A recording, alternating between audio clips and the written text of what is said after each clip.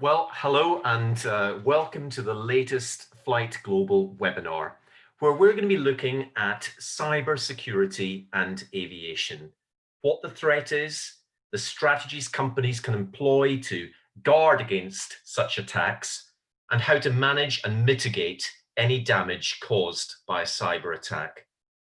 Now, cybersecurity has been much in the aviation news of late, with high-profile data breaches affecting the likes of EasyJet, British Airways, ST Aerospace, LOT Polish Airlines, and Bristol Airport. The risks to industry are real and growing. So to discuss this, I'm joined by an esteemed panel of experts. But before I introduce them, just let me remind everyone of the format. We're live for the next 58 minutes or so, during which time you will have the opportunity to pose questions of our panelists via the Q&A icon at the bottom of your screens. And we'll get through as many of your questions as possible over the course of the hour. So let me introduce our guests. Aldo Sebastiani is Senior Vice President at Leonardo's Cyber Security Division. Leonardo is sponsoring this event today, and we're very grateful for their support. Matthew Vaughan is the Director for Aviation Security and Cyber at the International Air Transport Association, or IATA, based in Montreal, Canada. He has an impressive track record in the field, having previously been head of aviation security at UAE flag carrier Etihad Airways. And finally, Francesco Di Maio, forgive me, is head of the security department at Italy's air navigation service provider, ENAV, which is responsible for maintaining the safety and smooth operation of 2 million flights a year through the country's airspace. So let me start with you, Aldo. Aldo, perhaps I'm simplifying it, but the cyber challenge to me, I suppose, fits into two broad threats. Firstly, the risk of a malign actor gaining access to the avionics of an air traffic control system or an aircraft itself, which is basically a flying computer, and endangering safety. And secondly, the danger of passengers' personal data being compromised. So explain to us really what is the extent of the threat to aviation? Thank you, Marta. And nowadays, large corporation, critical national infrastructure, and government and so on suffered of cyber attacks, and we see every day in the journal web and so on. And this for aviation sector is not an exception. They suffered of the cyber attack as the same, but maybe respect to some corporate IT organization like a financial sector, insurance, all this stuff. And aviation have a big difference tied to the problem of the safety. And because if a cyber attacks successful, you could lead to the loss of numerous lives, and you could be a catastrophe for the system. So, and we have to analyzing all this complex world, and we see that airport, air navigation services, airline, there is a strong interdependency, and also in maintenance services, network connectivity, file distribution system, there is also a very strong interconnectivity. So a cyber attack in one point of this chain can create a big problem also to the other areas. So the surface attack is quite large, and we have to take in consideration before of all these things. And in this, secondly, we have to take in consideration that the damage and the risk is tied also to the intent of threat actor, because nowadays we have several threat actors, and they can have for profit and just to make money and impact a certain kind of sector. We have some other threat actor like activists that they act just to create temporary disruption or embarrassing for the victims and so on. But the most serious threat actor that we have to take in consideration is someone that won't create a disruption of a network system of a nation or international and so on. Sometimes could be also state sponsored and something like that. So that means a lot of investment on a specific attack. And with this complex system, we have to take in consideration this specific scenario. It's clear that this complex system is made not aviation sector, not only IT, as I told you before, but also OT side. That means all the field tied to the physical security, system of legacy that permits to manage logistic or system for airplane and so on.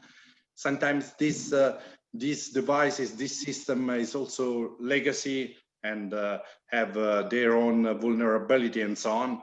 And in the past is an assumption just to have that, let's say, we protect this part because it was not connected anymore.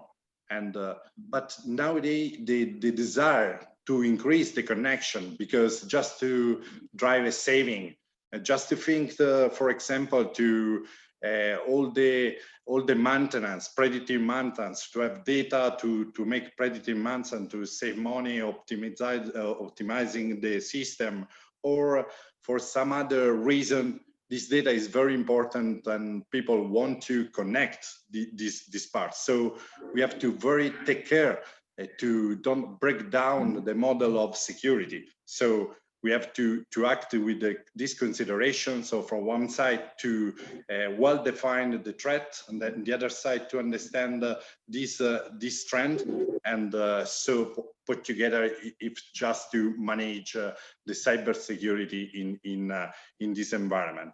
And not only on this, but there are a lot of points of vulnerability, starting from also the supply chain of this environment, because for avionics sector is a very fragmented supply chain with a little company that have high skilled solution and so on. But that from point of view of cybersecurity is not so huge prepared. It is another vector that the threat actor can exploit just to attack this system. And we can talk about passport control system, cargo handling, shipping, and so on, a lot of things. And included all the world of personal data, because we have to consider that this system have a lot of personal data that acquired through the operation from people. And the cyber attack, as you mentioned it before, several cyber attacks can create a loss of data and can create a problem in terms of privacy and also in other impact. For example, and in a cyber attack in Yekaterinburg some years ago, and threat actors stole the data and included credit card and used these information just to exploit in the bank and to steal and more than $50 million to these people. So it's a very complex system that starts from the operation up to personal data of the people, and we have to consider the threat and all of the life cycle. Thank you, Aldo. We'll touch on a lot of these subjects as we go through the webinar. Matthew, if I can turn to you. You know, as Aldo said there, cybersecurity is something that's a threat to all parts of the economy, from banking, industrial, power and utilities, government, transport generally. Why is aviation particularly exposed? And you know, what's the extent of the threat directly to the airline industry? Thanks, Modo. So good morning, everyone from Montreal.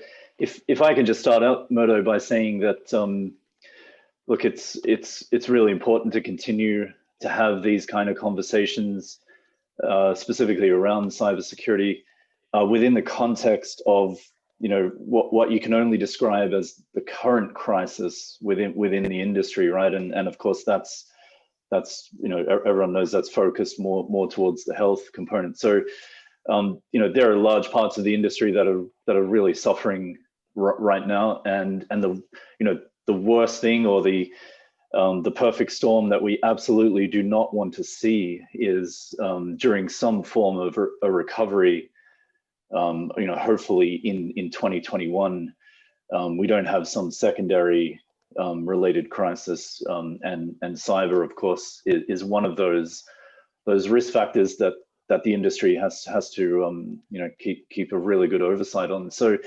coming straight to your question, when I look at it from sort of the heritage and the background that I have, coming from physical security, there's not one of us in the industry right now that can't pick or cannot recall a physical security type event upon aviation, right? And the reason for that is because of the graphic, visual, political, economic, all these different sort of factors that gave those events the mileage that in December 2020 we're still talking about it. We're 12 minutes into a cybersecurity brief, and I've already mentioned it, right? So that's kind of answering your question, that why do we have the actors that Aldo just identified, really different, unique ambitions, desires, all the different things, intentions that go with it. Why do we have that? It's because they continue to be, and this is certainly not my word, but somebody mentioned it to me in the past. They continue to be romanced by the disruption and the fatality and all the consequences that come with.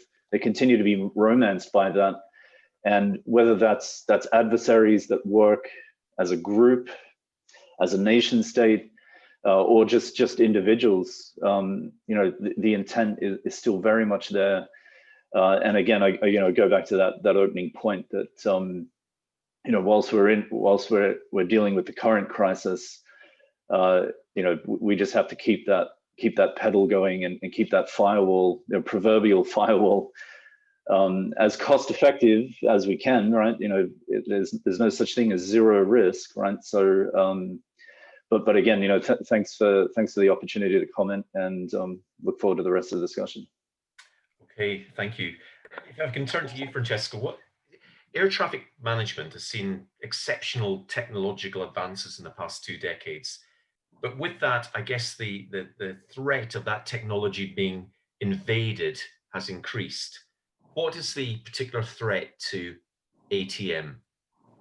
Oh, thank you, and good afternoon from Rome.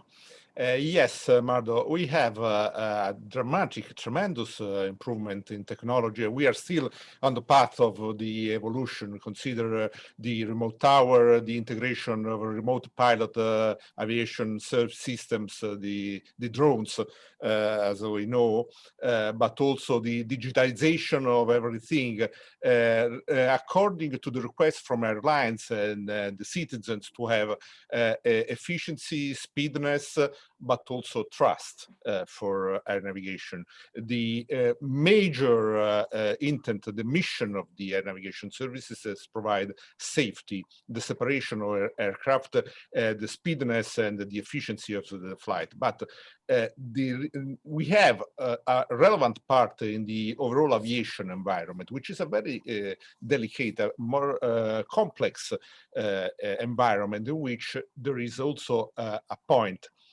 Aviation as a whole is a very appetible target. We know that 9/11 started with a tremendous event with 4 aircraft hijacked. That today it seems very appetible also to engage the technological layer, and our activity is to reduce the attack surface, which is not only a technological issue, it's mainly a process and procedure activity, risk-based, considering also the need to address the human factor, which is at the same time the strength and the weakness of all systems. So probably if we consider the air traffic control or the air traffic management in its complex and embedded in the aviation context, we need to approach it with a methodological system, with a very sound specific risk-based approach, considering also the need to start with two main pillars, security by design, security through life cycle. And cybersecurity in particular is a matter of design, but also the continuity of services provided through in-depth knowledge of our systems, our ability to understand before the escalation of the threat, but considering mainly our vulnerabilities. This is the challenge we have as a CSO and CISO in our organization.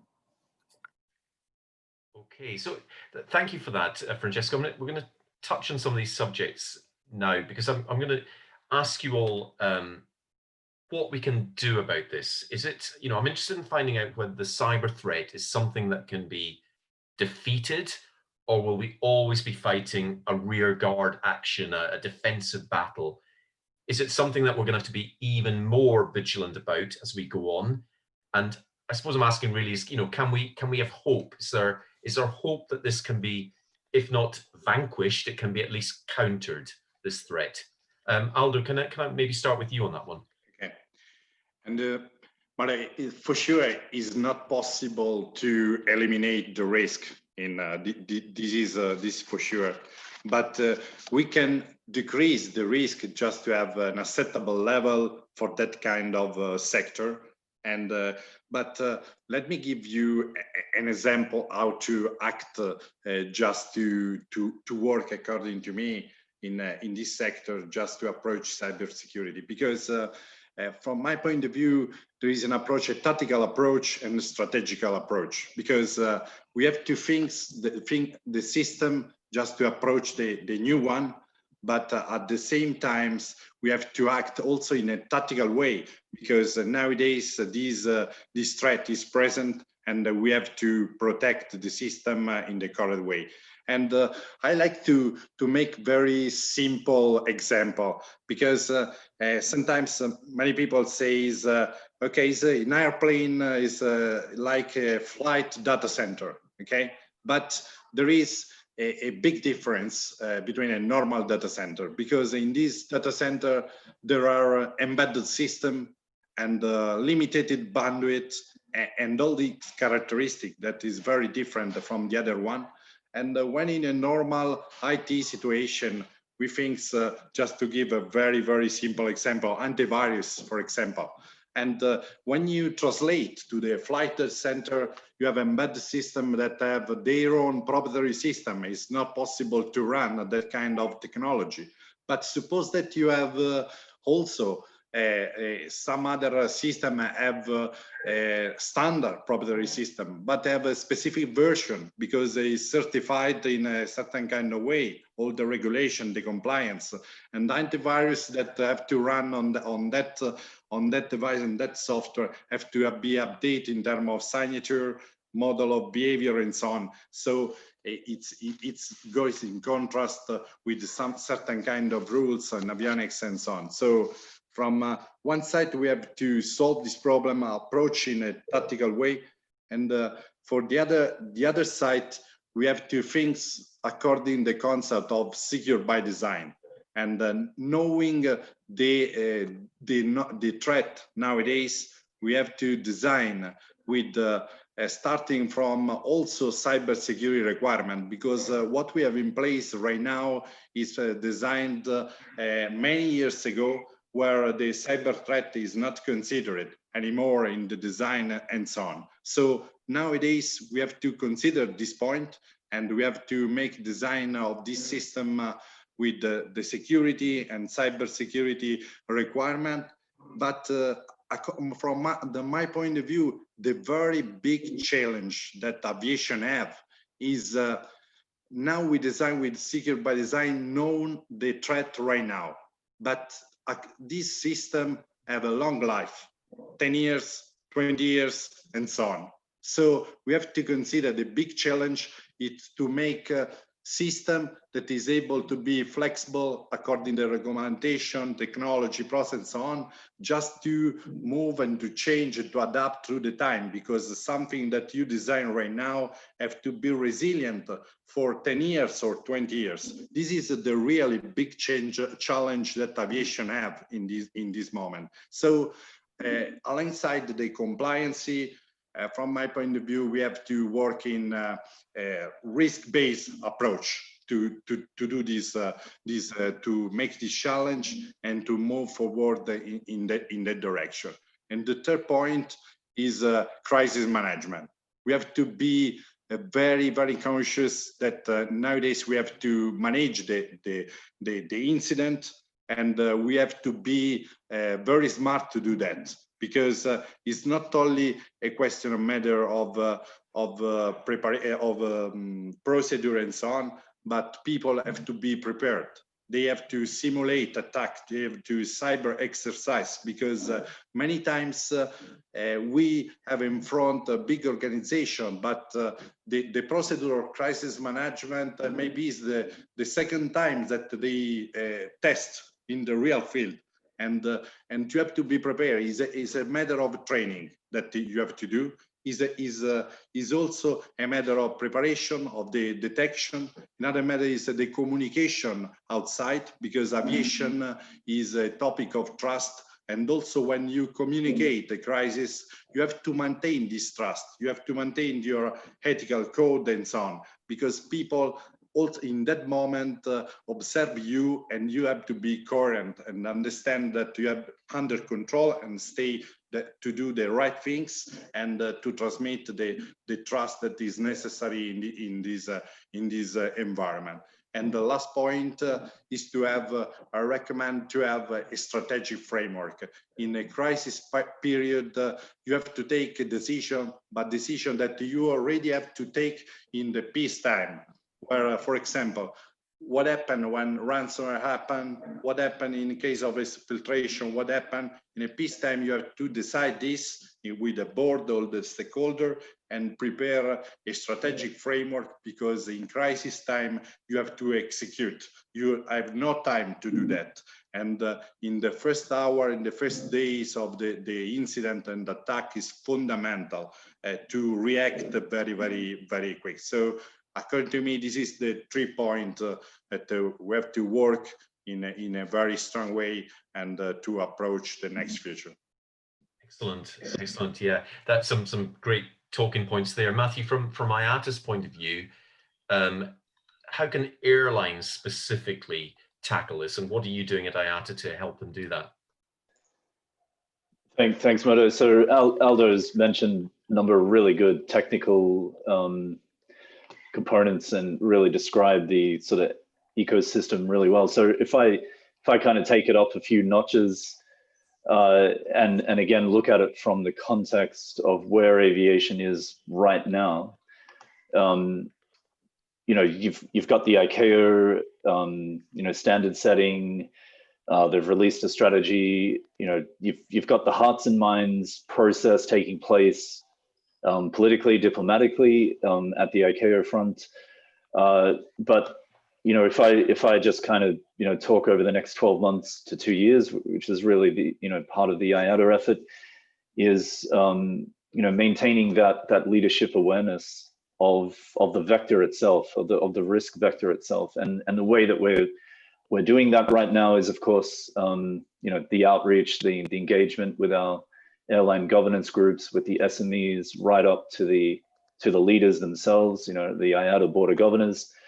And the second component, which is, you know, certainly not trying to say, you know, or trying to sell you fries with what I'm about to say, but you know, utilizing the time that we have right now, and it's all got to do with training, right? And it's cyber is one of those topics that, you know, in the classical way that I was raised, you know, learning and experiencing security, The next cyber generation, it's all going to be part of our DNA, part of our responsibilities for almost everyone across the organization.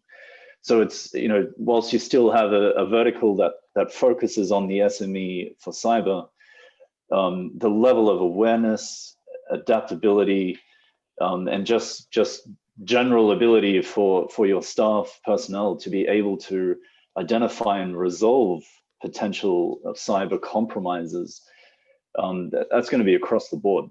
So our training immediately is taking advantage of this current time, you know, in terms of you know, workforce that's currently on furlough or currently looking to return, and of course maintaining that leadership discussion around the value of a cyber program, and you know, trying to pivot away from this overhead cost sort of perception that on the physical side of the world we've struggled with, you know, since 9/11.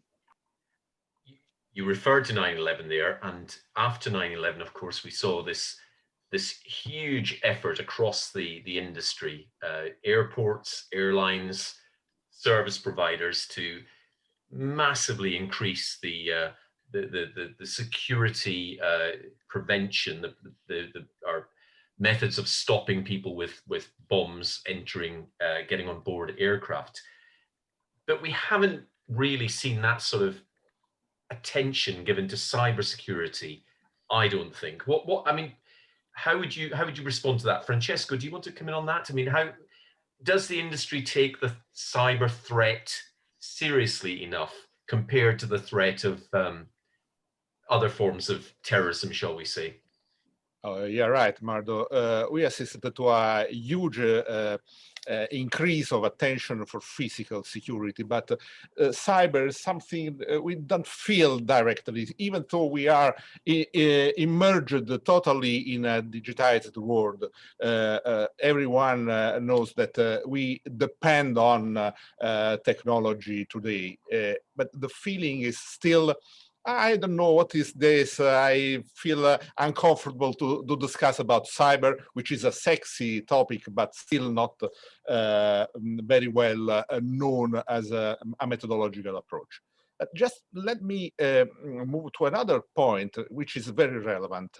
During the ICAO event in Dubai in 2018, Professor Johnson said there is a paradox. We are moving on a huge regulation from ICAO at international level, at regional level. European Union issued a lot of regulation on cybersecurity and so on and so forth, as if the regulation as alone could be the blocker for any threat against civil aviation. Now we have, from the other side, the attackers who have no regulation, no boundaries, a lot of resources, a lot of experience also, and a clear view and objectives, targets to attack. This is a problem because we have a lot of constraints, but on the other side, we have a very well prepared antagonist on that. So how we can face this situation? From my point of view, we need to rebuild the public-private cooperation. We need to start another season with a cooperation among partners, aviation, airlines, traffic controllers, and providers in general, assessing interdependencies. But there is a big role we see for the state. Consider the point as the threat intelligence, the opportunity to have fresh information related to emerging threats, malicious actors, and so on and so forth. This is a new season for cooperation, and we need that. And also considering that security, however, is a cost, but we need to ask ourselves, it's better to spend or invest in terms of innovation, in terms of procedures, in terms of risk mitigation, or we should consider what happened in case a major attack is successful? This is a relevant question for me. And on the other side, we need also to consider the duty of care we have for the citizens, for the travelers, and the industry in general. We need to provide a common layer of protection, aimed at prevention first, because prevention is the mantra, and as Aldo told before, also consider that 100% of security is impossible, also to be prepared in case of contingency. Thank you. Thank you very much, Francesco. Matthew and Aldo, it's your day job. Cybersecurity is what you do all day. But does the industry take it seriously enough? Does this need to be pushed a bit higher up the agenda of in the boardroom of international organizations, of governments, regulators? Is it something that's not taken as seriously as it should be? So, Aldo, if you don't mind, I'll go first. So, strictly from an airline point of view, I can say here on record that it is being taken seriously. It's just competing for the funding and the leadership support with a bunch of other, security or safety or operational risk factors, right? And so when you look at an airline operation and its regulatory responsibilities, as Francesco mentioned, its ability to continue to build trust with customers and shareholders, and now more importantly, given over half the industry is potentially owned by government shareholders, given the current bailout packages that are taking place. The issue is front of mind. What makes it difficult is the cross-cutting nature of it, and you had an aviation sector that was right on the cusp of kind of an information age, right? Many other sectors well beyond it, right? But aviation's classical. It takes time to move, right? And it takes time to adjust perceptions and buy into various pieces of innovation. And Aldo and Francesco just spoke about the attack surface, right? And so it's very conscious of that kind of e-enablement and what that means in terms of an attack surface. And now we're at the point where certain parts are just trying to survive day to day, right? And the last thing you need is this cyber risk overlay. So I come back to my earlier intervention. It's about continuing to socialize in a clear way with leadership as to what the risk vector is, and how do we control, what does it cost, what are we accepting, which is probably more the challenge, right? The risk acceptance piece. And whilst you've got that in place, backfill that with really good training, and continue to find the talent and the SME that's required to continue to support that training. We haven't even touched upon the talent and the supply chain that's required, and the fact that there are not cybersecurity experts everywhere. There are more pilots right now than cybersecurity experts. So, and I'm not saying for a minute that we should convert pilots into cyber experts, but that is a real challenge, and that was a challenge itself prior to this COVID crisis. And Aldo, from your side of things, is it something the industry needs to take more seriously, needs to be higher up the agenda? Yeah, it's I'm really agree with Matthew, and it's really important, the training, the skill. Cybersecurity have a big lack on skill, but in this case is worse, because we need of special skill in cybersecurity, because you have to know cybersecurity, but you have to know also very well some specific domain, because we told before, a lot of operational technology environment have dedicated devices and system for aviation. So to put together this skill is the need nowadays, and we have to work in that way, just to create the condition with training and with school to do that, and so on. So, and come back to the first question, and it's for me, cybersecurity and aviation have a very common point.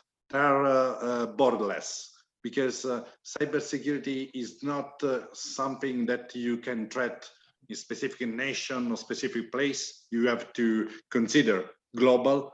The threat is really, really global.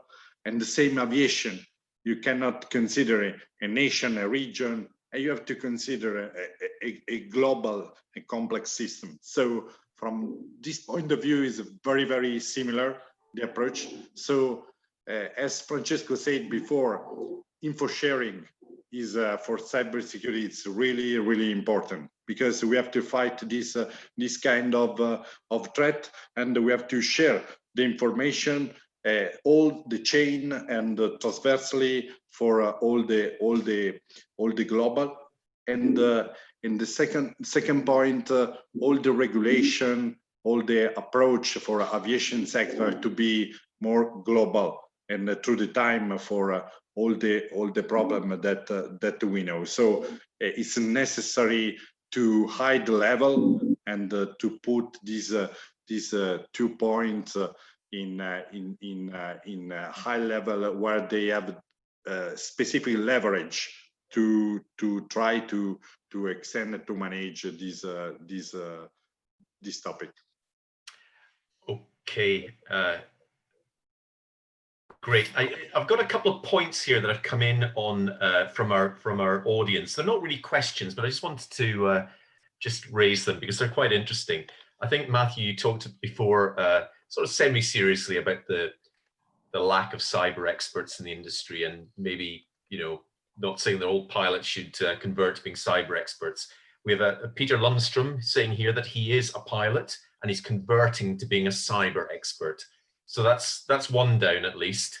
That's one more cyber expert.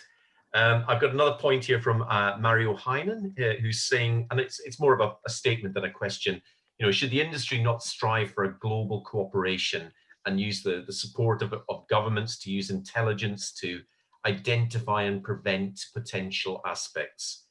Aviation safe from cyber attacks should be in the public interest, and therefore should justify an international proactive and collaborative exchange. So that's sort of what we were talking about earlier, I think. I mean, maybe Matthew, from you work for an international organization, IATA, but is this something that is more a responsibility of pan-national organizations, governments, or is it really the responsibility of each individual business to make themselves as cyber secure as possible? Well, I mean, it's obviously both, but what should the emphasis be? Yeah, Aldo kind of nailed it when he spoke about this lack of jurisdictional specifics around what a cyber vector looks like. So again, go back to that classical aviation, ICAO, 193 states, we're all regulated in 193 different ways. And then airlines, cross those multiple jurisdictions. So the short answer is, or the straightforward answer is that airlines and their operating certificates issued by one of those 193 national authorities, if not all, most of them are currently linked with naturally the national security intelligence architectures that are in place, and specifically on cyber, it's around the cert, the national cert, and getting aviation as a sector within that national cert collaboration. So if I have a look at the comments in the question thread, someone's just asked around examples and incidents, right? So obviously, given this public forum, not going to just give it all away and show everyone how it's done, but there's been some good examples recently where it goes to the intelligence point, where cyber in a lot of ways, at least within aviation, is as much a technical challenge as it is a psychological challenge. So, and I know of one example recently where they were lucky enough to detect an intrusion onto a database. That database was subject to obviously privacy regulations within that jurisdiction that the database was physically located. And as opposed to, the traditional sense, rushing to stop the breach, they actually reverse engineered what the breach was and dropped in a counterintelligence package on top, so that you could, almost the adversary or the bad actor, and now that I'm giving it away, they'll know. The bad actor didn't actually know that they were being monitored, and intelligence was being gathered from their actions, so that you can then use that to go and build better countermeasures and controls, right? So, and so that that kind of operation absolutely linked with national authorities and the need to know principles that originate from classic operational secrecy and on all the different bits that go with it. Yeah. I tried to make that more sexy than what it was, but honestly, it was cool. Francesco, I wanted to just we'll turn to all of you really, but let's start with Francesco and let's focus specifically on crisis management, because the intention of all this is that we build walls that the bad guys can't breach. But when they do, when something is compromised, how does that crisis management work? What sort of things should, I don't know whether you want to give away, Francesco, what your crisis management plan is, but what are the first steps that airlines, organizations should do when they discover that there has been a cyber breach? Thank you, Mardo. Very nice question. I think the very synthetic approach to this question is be prepared. As we learned from the past events, we cannot say it not can happen to me. It's very easy to say, okay, I refuse the idea that a major incident could happen, but actually it could happen.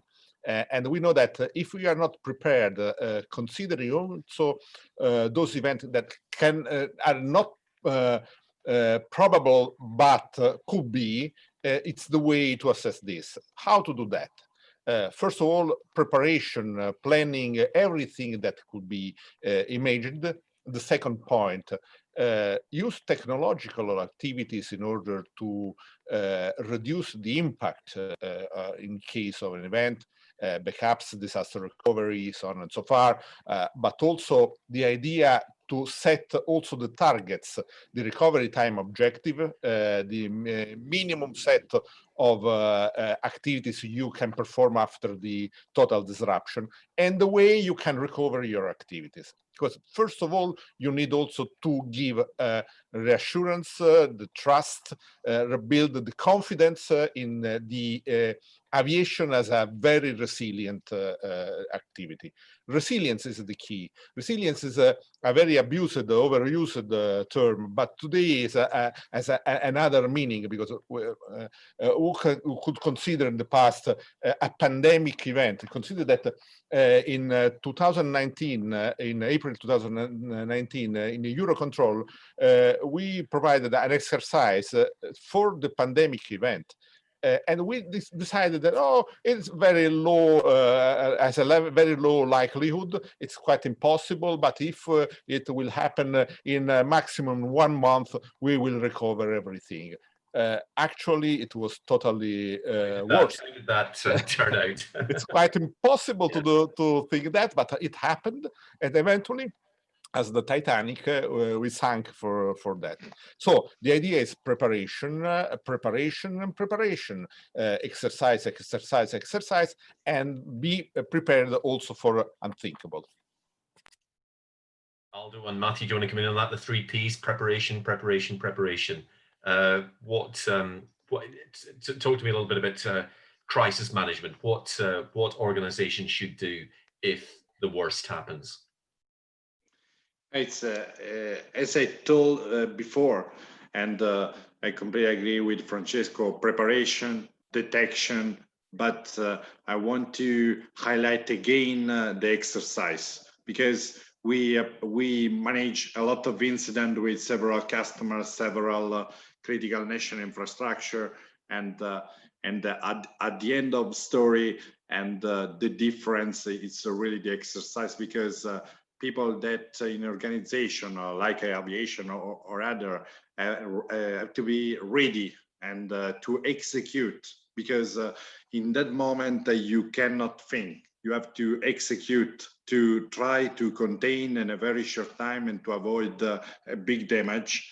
And again, what I call it the framework, strategic framework. And because when you are under attack or under incident, happen a lot of things. You have a lot of stakeholder. You have to understand if you have an exfiltration. You have to communicate to the institution and so on.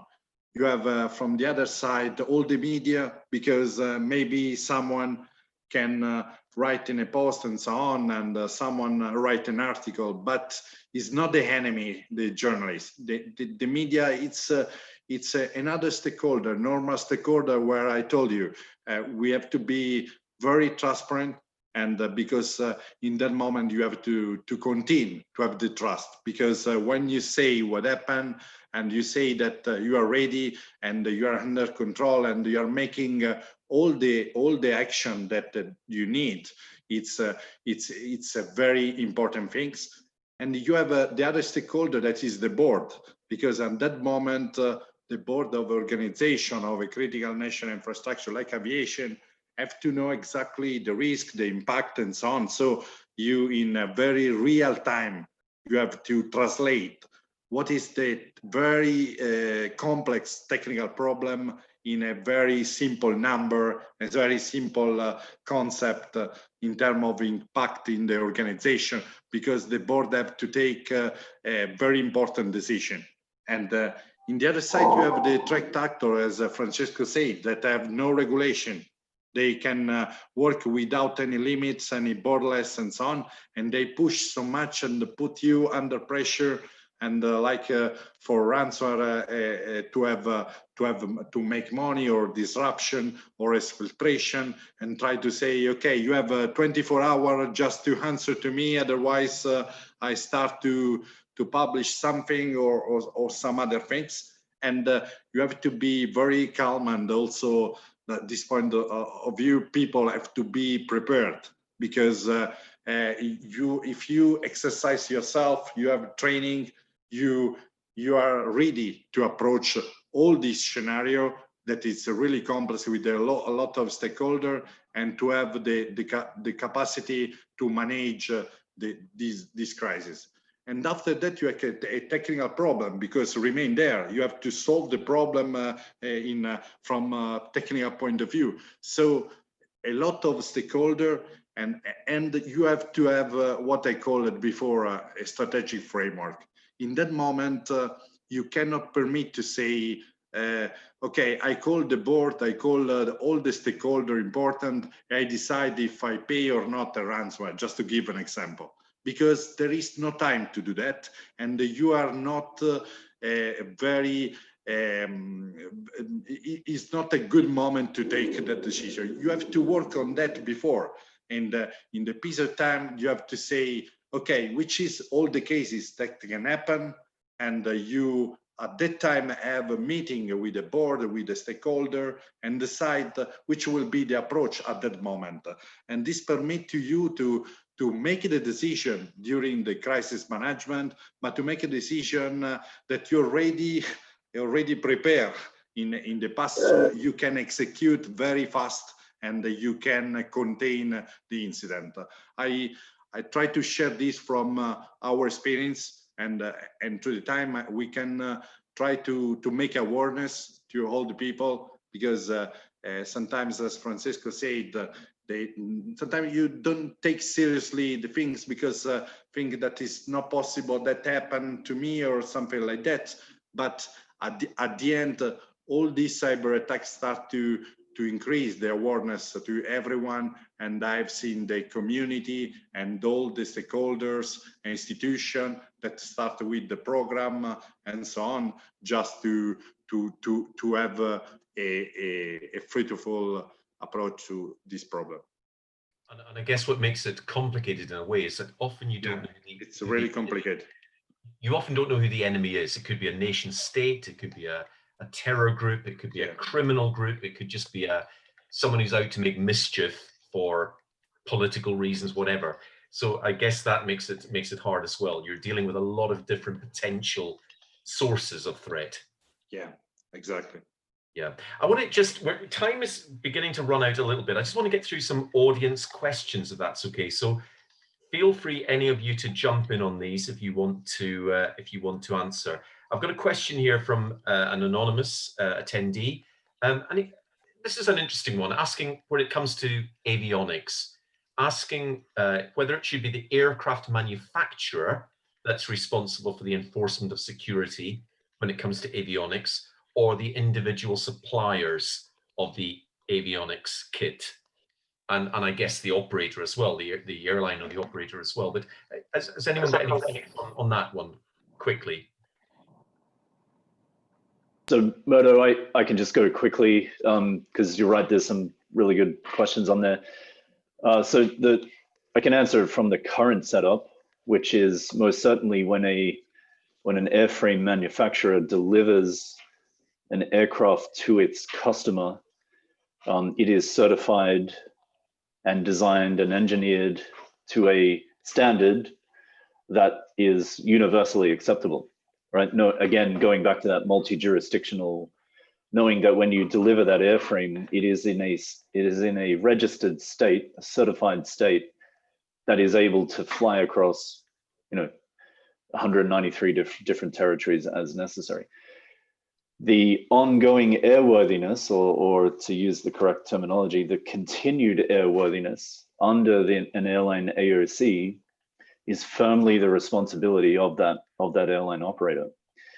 And here is where, and we've only got 7 minutes left, so this is an entire different webinar altogether. But the transparency, the collaborative risk assessment, the security validation piece, all of that still needs to be worked on. And again, that is a totally different webinar to really get into the weeds on. If I may complement something to this, Mardo, the regulation is moving to identify a responsibility, a liability for the manufacturer. If you consider the European environment, the European Union is moving for a certification process for anything related to critical infrastructures or operators essential services and so on and so forth. This means that there is a duty of care for the manufacturer in order to provide availability, integrity, and where applicable confidentiality, including also the continuity of services for the product issued at that. Okay. Just to try and get through some more questions, I've got one from Tim Selfers here. He's asking, what is the risk level of layer 1 devices such as kill sticks, etc., into onboard entertainment systems and airport systems? Does anyone want to come in on that one? From the procedural point of view, ISO 27001 requires the solid control of device layer 1. I mean that it's a potential threat vector, and we need to assess that, of course. In general, everything connected to examples, someone mentioned the Stuxnet event, probably should throw a layer 1 device. Yes, it's true. But basically, you need to preserve the chain of control of these devices. This is very relevant and important. And in some cases, it would be better to impede to connect unknown or potentially threatening activities in your device. I've got another question from Shannon Fort asking what role insurance, the insurance industry should play in the preparation, remediation and recovery from cyber events. Does anyone have a view on that? It's a very hot discussion in CANSO, the Civil Navigation Service Organization. We are discussing about that. The first point is the insurance is only the transfer of the financial effects of an event. It's not transfer of the liability. So in terms of risk management, transfer is not total. And of course, if you have a good insurance, it's very good, because in case of events, consider what's happening now for ransomware with a very high level of ransom requested by the malicious actors, not paying 40 million euros or dollars for a ransom is very good. Or recovering also the effect of civil liability against the third parties impacted by an event. But there is also a warning, a caveat. Don't consider insurance as a way to be, okay, we have an insurance, don't do nothing, it's not important. There is a major factor in terms of liability, responsibility for the duty of care that an aviation actor has in front of the law and citizens and the users of the air transport. This is very relevant. Aldo or Matthew, do you want to come in quickly on that one? Right. Yeah, go for it, Aldo. No, please, Matthew. I was just going to say we're working with I was about to say, but the underwriting's quite heavy in London, of course, and the various organizations there. So specifically focused on hull insurance and making sure those premiums are not cost prohibitive to carriers. Aldo, do you want to come in on that quickly? Yeah, it's I completely agree with Francesco. You can cover a financial point of view, but you cannot cover the rest of the responsibility. The only thing that I want to add when you cover with cyber insurance, because it's really important. Sometimes cyber insurance is an insurance in the overall system and so on, but according to me, it's very, very tied to the risk analysis, because for a certain kind of risk, you can have remediation, you can have some action to put in place. For other risk, you can accept. Another risk maybe you have to cover with the cyber insurance, because we cannot permit to invest or some other things.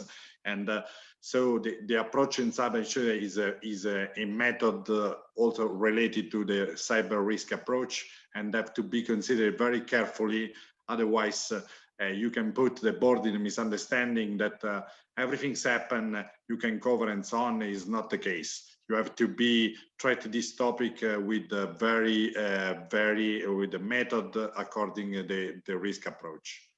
Excellent. Okay. Well, listen, I think we covered, as Matthew said there, we covered topics that could have spun off whole entire webinars in their own right. So apologies if we had to brush over some things quite quickly. I think we covered a lot of ground. We could have gone on much longer. I've certainly learned a lot today about cybersecurity, and I hope the rest of you have as well. I'd like to thank our three panelists very much for their time, and Leonardo once again for their support. This will be our last webinar in 2020. We'll be back in 2021 with an exciting new program, starting in early January with our first forecasts webinar, where a panel of aerospace and aviation experts will tell us what they think the year has in store. With a vaccine on its way, will 2021 see the industry's fortunes climb again rapidly, or are we in for another 12-month bumpy ride? I hope you can join us. So until then, if you can, have a relaxing festive break, and until the next time, keep well and stay safe. Goodbye. Bye. Goodbye. Bye.